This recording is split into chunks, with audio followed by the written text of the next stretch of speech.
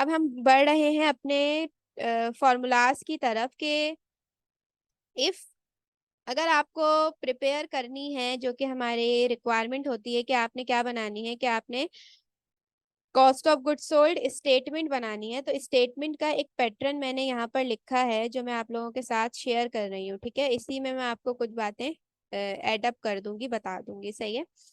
Cost of goods sold statement जब आप manufacturing की कर रहे होते हैं, चाहे आप प्रोसेस की कर रहे हो, तो प्रोसेस की कैलकुलेशन हमने पीछे देखी है कि किस तरह कॉस्ट कैलकुलेट की जाती है। सही है, ये चीज हमने देखी है आगे कि किस तरह कैलकुलेट की जाती है कॉस्ट प्रोसेस कॉस्टिंग में। तो इसी तरह जॉब ऑर्डर कॉस्टिंग में या नॉर्मल बिजनेसेस जो होते हैं उनमें किस तरह कॉस्ट कैलकुलेट की जाती है, तो वो ये स्केड्यूल आपके पास यहाँ पर मौजूद है। सही है। क्या है सबसे पहले बेसिकली हम निकाल रहे होते हैं टोटल मैन्युफैक्चरिंग कॉस्ट। सही है। टोटल मैन्युफैक्चरिंग कॉस्ट में हमारे पास तीन चीजें होती हैं, direct material, direct labour and FOH। लेकिन अगर ये चीजें हमें ना गिवन हो तो हम किस तरह कैलकुलेट करेंगे, तो उसका एक पूरा ये पैटर्न आपके पास मैंने यहाँ पर शो किया है। तो एक रिवीजन देख लेते हैं इसका कि क्या पैटर्न है। कि सबसे पहले अगर आपको डायरेक्ट मटेरियल कंज्यूम निकालना है कि आपने कितना डायरेक्ट मटेरियल यूज किया, तो वो आप किस तरह निकालेंगे कि मटेरियल का बिगनिंग बैलेंस आपके पास गिवन होगा। ठीक है, उसमें आप ऐड करेंगे परचेजेस कि जो आपने न्यू मटेरियल परचेज किया, या इसके साथ साथ अगर आपको ट्रांसपोर्टेशन भी गिवन है, जरूरी नहीं कि ये गिवन हो, लेकिन आपने ये देखना है कि ट्रांसपोर्टेशन अगर गिवन है, और ट्रांसपोर्टेशन का फर्क मैं बता दूं कि ट्रांसपोर्टेशन इन अगर है, इन आउट वाली नहीं लेंगे। आउट हमारा ऑपरेटिंग एक्सपेंस होता है, कॉस्ट एक्सपेंस नहीं होता।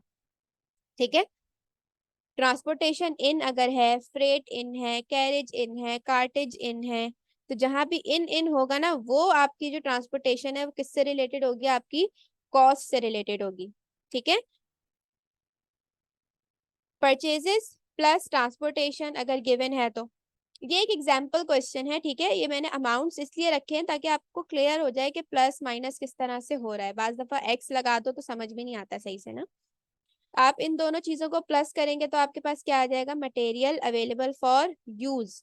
ठीक है, फिर आप उसमें से लेस करेंगे indirect material and material ending balance, तो आपके पास आ जाएगा डायरेक्ट मटेरियल कंज्यूम, कि आपने टोटल डायरेक्ट मटेरियल कितना यूज किया।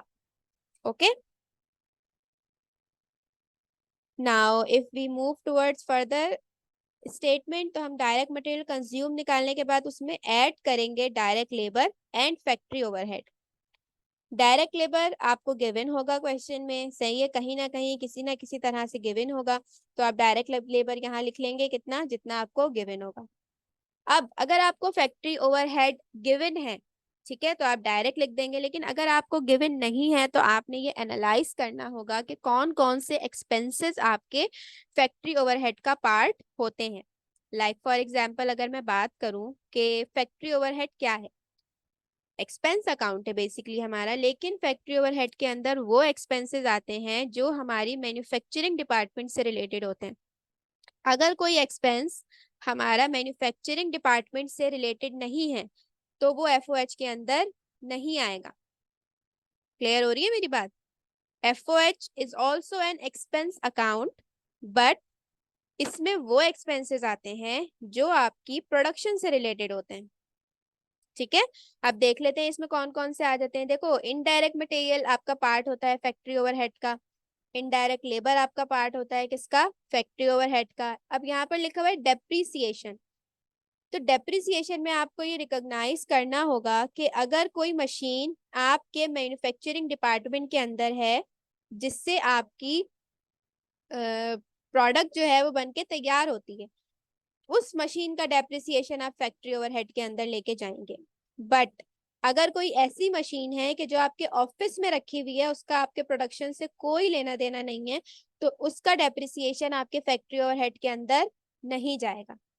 ठीक है, इसी तरह अगर कोई इंश्योरेंस पॉलिसी आपने खरीदी हुई है, आपने किसी मशीन का इंश्योरेंस कराया हुआ है, किसी और चीज का इंश्योरेंस कराया हुआ है, तो उसका भी इंश्योरेंस आप क्या करेंगे, लेकर जाएंगे फैक्ट्री ओवरहेड में। लेकिन अगर ये इंश्योरेंस आपकी लाइफ का है, या फॉर एग्जाम्पल आपकी किसी और चीज का है, आपके ऑफिस का है, तो वो इंश्योरेंस आपके फैक्ट्री ओवरहेड में नहीं जाएगा।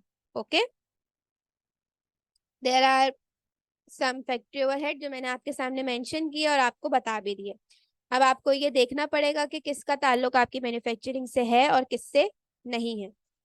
तो आप क्या करेंगे, आप डायरेक्ट मटेरियल निकालेंगे, डायरेक्ट लेबर और एफओएच को तीनों को प्लस कर देंगे, तो आपके पास क्या आ जाएगी, टोटल मैन्युफैक्चरिंग कॉस्ट। ठीक है, आपके पास क्या आ जाएगी, टोटल मैन्युफैक्चरिंग कॉस्ट। उसमें आप ऐड करेंगे वर्क इन प्रोसेस का बिगिनिंग या ओपनिंग बैलेंस। सही है, टोटल मैन्युफैक्चरिंग कॉस्ट निकाली, उसमें ऐड किया वर्क इन प्रोसेस का ओपनिंग बैलेंस। सही है, तो आपके पास यहाँ पर एक अमाउंट आएगी जिसको हम कह सकते हैं work in process during the year. सही है, उसमें से देन आप लेस कर देंगे वर्क इन प्रोसेस के एंडिंग बैलेंस को, तो आपके पास क्या आ जाएगी, कॉस्ट ऑफ गुड्स मैन्युफैक्चर्ड, यानी कि पूरे महीने में या पूरे साल में आपने कितनी कॉस्ट का प्रोडक्ट जो है या कितनी कॉस्ट के का सामान जो है आपने रेडी किया, जो कि 100% कंप्लीट है। सही है, उसमें फिर आप ऐड करते हैं फिनिश गुड्स का बिगनिंग बैलेंस। सही है, फिनिश गुड्स का बिगनिंग बैलेंस, क्योंकि देखो अगर कोई चीज प्रिपेयर हो रही है तो जरूरी तो नहीं है ना वो सारी की सारी बिक जाएगी। तो जो नहीं बिकी होती लेकिन तैयार होती है वो बेसिकली फिनिश गुड्स कहलाते हैं। सही है, कोई भी चीज जब फिनिश्ड हो जाती है, पूरी हो जाती है, तो हम उसे स्टोर में भेज देते हैं, तो उस स्टोर को बेसिकली फिनिश गुड्स का कहा जाता है, स्टोर कि जहाँ पर आपकी फिनिश गुड्स होती है। तो अगर मेरी माँ दुकान में सारा माल मैंने बनाया है, तो जरूरी तो नहीं है ना कि वो सारा का सारा एक ही वक्त में बिक जाएगा, कुछ ना कुछ तो मौजूद होगा। सही है, तो अगले महीने सॉरी इस महीने का जो बच गया वो अगले महीने का क्या हो जाएगा, ओपनिंग बैलेंस। तो ये वो ओपनिंग बैलेंस की बात हो रही है, वो माल जो आपके दुकान में पहले से पड़ा हुआ था, जिस कॉस्ट का आपने उसे ऐड किया फिनिश गुड्स को, और आपके पास क्या आ जाएंगे फिर, cost of goods available for sale. मेरे पास 10,000 का सामान दुकान में पड़ा हुआ था, मैंने मजीद 50,000 का डाल दिया, तो अब मेरे पास कितने का सामान है बेचने के लिए, बताओ जरा। 10 पड़ा हुआ था, 50 और डाल दिया, बताओ। 60,000। तो बेसिकली जो 60,000 वो क्या कहलाएगी कि इतना माल मेरे पास बेचने के लिए अभी तक मौजूद है, तो उसको हम क्या कह रहे हैं, cost of goods available for sale. उसमें से हम लेस कर देंगे फिनिश गुड्स का एंडिंग बैलेंस। एंडिंग बैलेंस कि हमारे पास कितना बच गया, तो मेरे पास कौन सी अमाउंट आ जाएगी, कॉस्ट ऑफ गुड्स सोल्ड, कि कितनी कॉस्ट का सामान जो है वो मैंने सेल किया।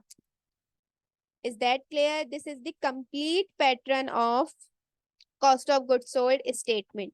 ठीक है, अब एक सवाल ये आता है कि ये तो मैंने सीधा सीधा बता दिया, लेकिन अगर कोई चीज आपको बाज दफा कुछ ऐसे होगी कि जो मिसिंग अमाउंट्स की तरह आई हुई होगी, सही है, मिसिंग अमाउंट्स की तरह, तो आपने किस तरह करना होगा कि अगर आपको मिसिंग अमाउंट निकालनी है तो आपने सबसे पहले जो जो चीजें गिवन है उन्हें पुट करना, फिर रिवर्स चलना।